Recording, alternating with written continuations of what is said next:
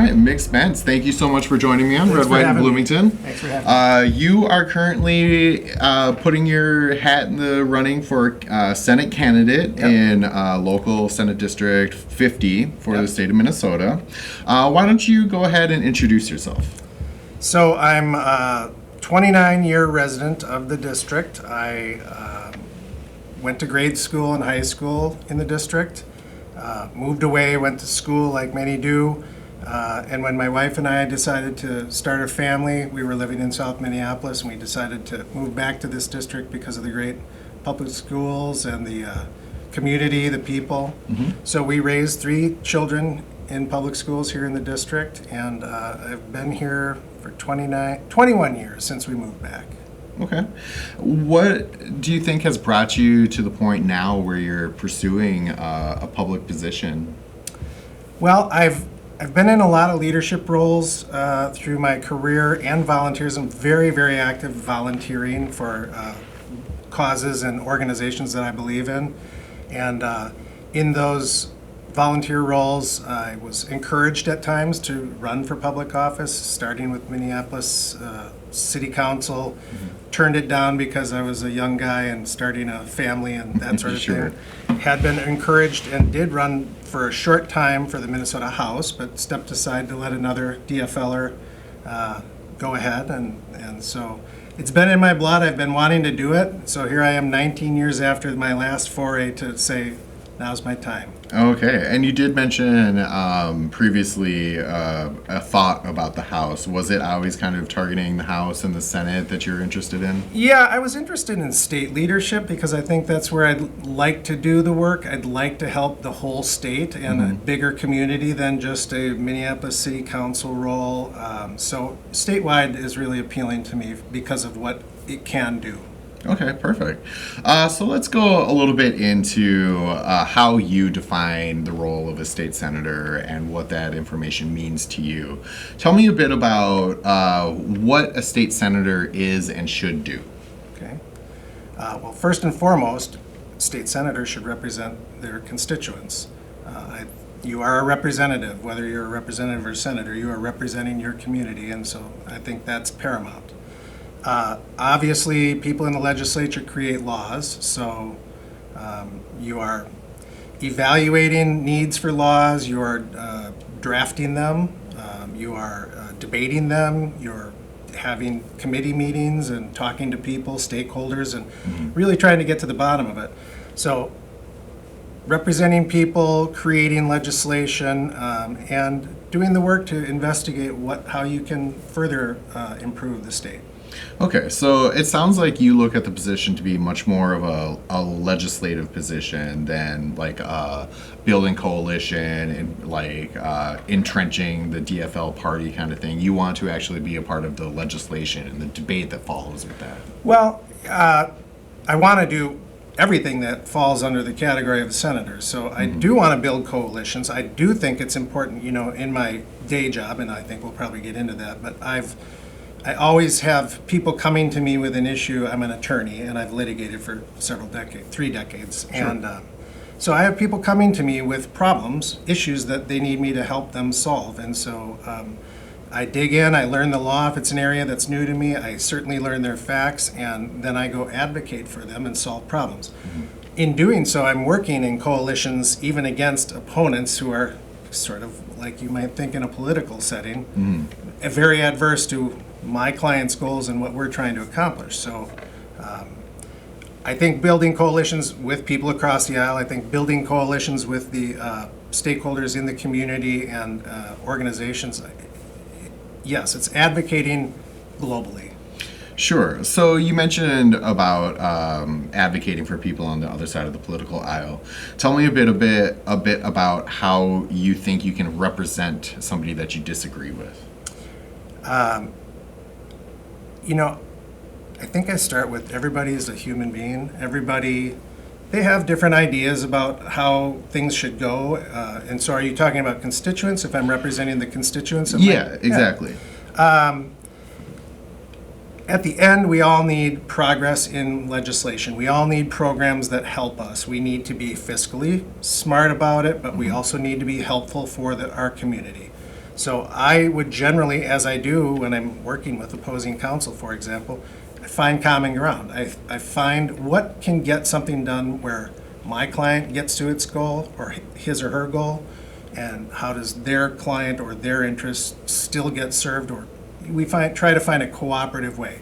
I keep turning it into an advocate against somebody who might be opposing our viewpoint, but I would think the same way for the constituents. You can't please every constituent. There's 80 to 85 in our district, Sure. 85,000, pardon me. Yep.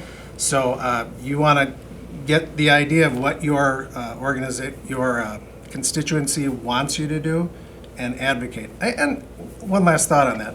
I'm more moderate, I think, than a lot of candidates. So I do end up in the middle a lot. And so I think that I would have less trouble in that setting. Sure. So you mentioned a lot of bipartisan advocating there. Yeah. Do you feel like that's a strength that you bring in your candidacy, that you're able to kind of inhabit that middle ground a bit more? Yeah, I do. Again, because in the end, when we put our policies aside, we are all trying to improve our lives. We are all trying to improve the programs that benefit our community. Yes, one group might go about it a different way, or they might think things are more important, but in the end, what we want is something that improves everyone's lives somehow. I believe that is a common ground that everybody shares. Right. Everybody just wants to be able to live a better life. Right, Yeah. hopefully. Awesome. Okay, so let's talk a bit about the district priorities. Tell me a bit about what you think are the top priorities in our district right now. The top three, perhaps, public safety, absolutely number one these days, both in terms of what we've just been through with ICE, but hopefully that's waning. Gun control continues to be, unfortunately, at the top of the list. So I want to work hard at that, and I've got some creative ideas, and I won't go into it here with our limited time. But, Sure. So those two, public safety, gun control, affordability, and the increasing costs. Housing, healthcare is paramount in that category for me. Even childcare. So we're all struggling with cuts, and we're all struggling trying to make ends meet. So obviously that's important. And then if I can squeeze one more in, Yeah. Environmental issues I think are really important, and there is a lot, not just the, issues that have to do with environmental benefits to our community, but getting the infrastructure in place. We need to build infrastructure so we can hit that goal, those deadlines that we've set for ourselves. Without infrastructure, you can't change. Nobody's going to have the ability to do it. Yeah, you got to be able to move the people. Right. Yeah. Okay. So Minnesota in the past few years has operated with a budget surplus. How do you think you could responsibly use that surplus to affect legislation and then build some of those projects that you're looking at, like the infrastructure or reducing cost of living or environmental projects? Right.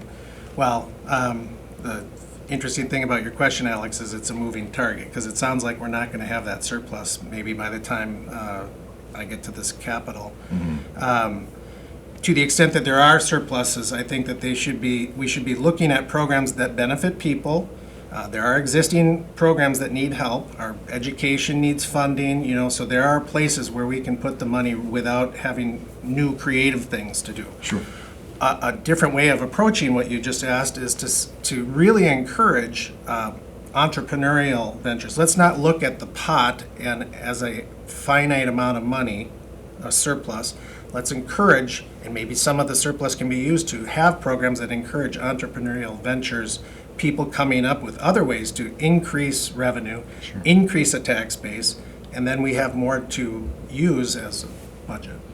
Sure. Okay. Another concern that's really big is cost of living. Obviously, things are rising, and it's difficult for people to keep up with that. Yeah. What sort of state-specific level policies do you think that you'd be willing and able to support, or even propose within the Senate?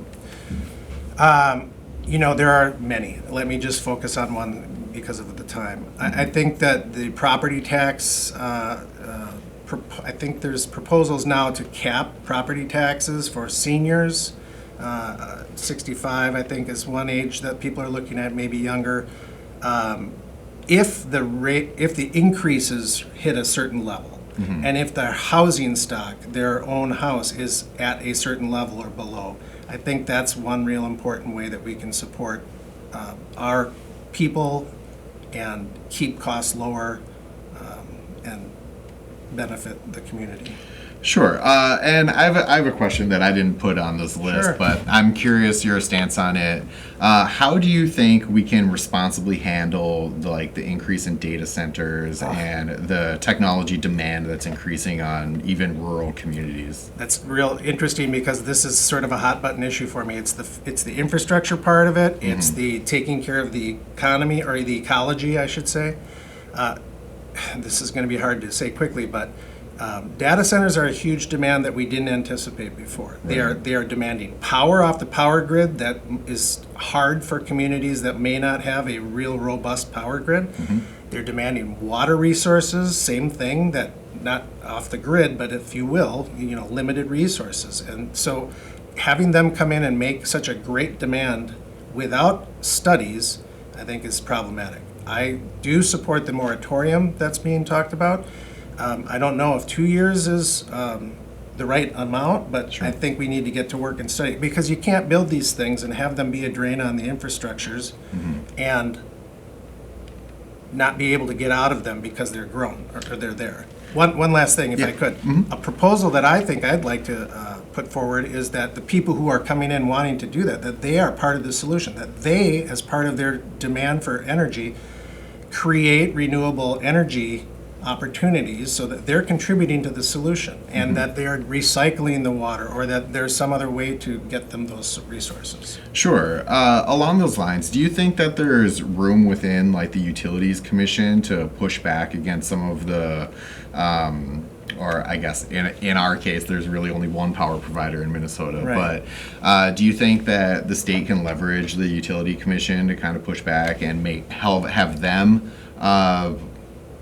approach some of the technology agencies that are coming in building these data centers, to have them also say, hey, a certain percentage of your power needs need to be renewable, kind of thing? Right, and that you're supplying them rather than just pulling them, right? Sure. So that's where I think, cause them to be part of the solution for themselves and for us. If they're building infrastructure, now we've got more infrastructure, hopefully that can be shared. Right. Usually renewable resources and their networks do share, so. All right, perfect. So let's move on to a bit about public safety, education, and healthcare. Okay. Tell me a bit about what your vision is for what community safety is at a state level. Well, I won't go over it again, but gun control. We don't need Uzis on the street. We don't need high-capacity magazines. We need to be careful about who gets their hands on them. I'm not against people owning guns. I do think that people should have the ability, but then there should be increased liability and increased controls. Sure. I'm encouraged by this recent case where a father was held responsible for being part of providing the gun to his son. That's a negligence standard. So you can have laws that help control the damage that's caused by guns that are owned. Another thing, and I'll say quickly, is we need to really support our police departments. We need to have better training and good training. We need to retain good cops. We need to further educate and train cops that need that. That's going to help us. It's going to help us in the community with trust. It's going to help them be better officers of the law. And we can even help them by taking away some of their workload by having these mental health people going out, and so that the police officers can focus on things where they're necessary and needed, and the mental health responders, if you will, Sure. are probably better suited, one, to handle that issue, and two, to get the people who are involved the needed help. Absolutely. So regarding education funding, in recent sessions, we've seen an emphasis on education funding expanding, Yes. and obviously that's something that we should focus on. Do you believe that there's room for growth and we should foster further education, or do you think that education right now is, the way that we're ramping it up is sufficient? Well, I don't know the specifics. I can just say this generally. Teachers need to be compensated fairly. They do a huge job. I'm a product of public schooling. Our children are products of public schooling. I am definitely against vouchers because I think they take away necessary funding that helps our public school system. So we need to, where we can fund, we need to keep funding. If there's, there's going to be cuts. There have been federal cuts. So I think that we're going to have to supply where there's a deficit going forward. So probably increase funding, but again, a lot of moving parts, and you need to be budget conscious about it. Yeah, and you bring up an interesting point there that with the federal cuts that are coming, there does need to be a rebalancing in the way that we look at it on a state level. Yes. Yeah, perfect. So what reforms do you prioritize for student outcomes? What do you think could help create better educational outcomes for the student body? Boy, that one I don't know a lot about. Again, funding the teachers, I think, gets to that result. Encouraging proper behaviors at the schools, and I know that we're doing that through public safety and trying to get kids interested in the education versus alternative things that are driving them from enrollment and worse outcomes. Okay, perfect. So let's talk a bit about healthcare affordability. Obviously, again, with the federal budget coming out, healthcare affordability has become a huge issue again. Yes. What role do you think that the state can play in that? Do you think that there's room for some sort of state subsidy, or how do you think a family can better afford their healthcare? Well, you're talking nuts and bolts. It would be nice to see Medicaid expanded for more people, more benefits. I think one of the ways to solve the problem is where there's high cost medicines. And I know we've been working on that in the state and in some federal situations. High cost of the providers, the medical providers and services. Insurance, in my opinion, is a big problem that causes that.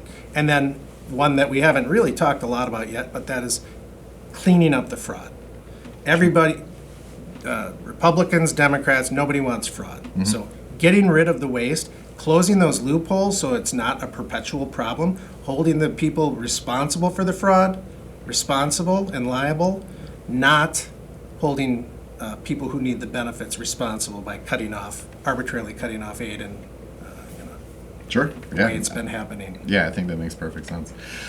So let's talk a bit about infrastructure and then long-term vision. Yeah, thanks. How should Minnesota approach housing and zoning? Obviously, we mentioned home stock a bit, Yeah. and it is something where the inventory of homes that are available at affordable prices is decreasing. Yeah. What do you think the state can legislate to ease that burden a bit?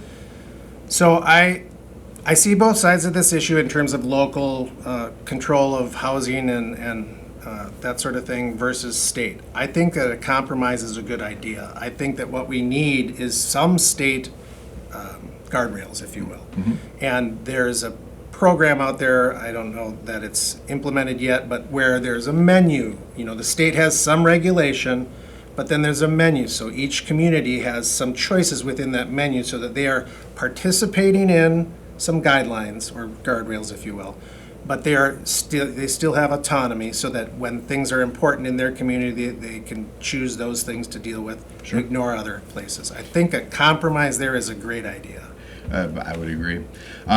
So we did talk a bit about clean energy and how to approach that, but give me a little bit more information about what you think are some reasonable goals for Minnesota to set out. So like a time frame for how much in the future do you think it's reasonable for Minnesota to attain clean energy goals? So I think that we have some carbon-free 2035, 2040, and 2050, and I don't remember exactly what each of those breakpoints are, but I think that those are admirable. I think they're aggressive, but I think that we need it. We can't just keep talking about this. Right. Now's the time. Yesterday was the time in my book. Right. So I think we need to establish those because deadlines drive activity. And when we have deadlines, we now realize we do need the infrastructure, and people are going to be forced to start working on that. We can't wait until 2034 and say, oh, we need to kick this down the road a bit. Sure. We need to get it done. So I do support the aggressive timeline. Excellent. All right. So we also talked about infrastructure. What do you think is good economic policy to balance our need for infrastructure, but then also, address healthcare, clean energy? Give me a bit of information about that. Yeah, healthcare is a tough one because it's always going to be there. We're always going to need it, and we have an aging population, so there's going to be even more demand. So that needs to be part of the conversation every single day. I think I have an entrepreneurial background. I work with a lot of entrepreneurs, so I like the creative approach to solving problems instead of saying we're stuck in this box and we just need to work within it. So driving people to come up with solutions as to building infrastructure. I don't mean to sound like a broken record, but it's important. It is, yeah. Getting more people to participate in renewable energy. I have a farm in western Wisconsin where I committed a 20-year lease for solar farming. I think not everybody's going to have that opportunity. Sure. But every little step that we can make towards that and outside of the government as much as we can so that it's not just the government's problem, it's everybody's problem. We're all living on this planet. We all need to get wise about this. So let's encourage, and if the government can come up with programs that incentivize people, all the better. Perfect. So we touched base on fraud a little bit. We're going to move on to the next section here that has a little bit about that.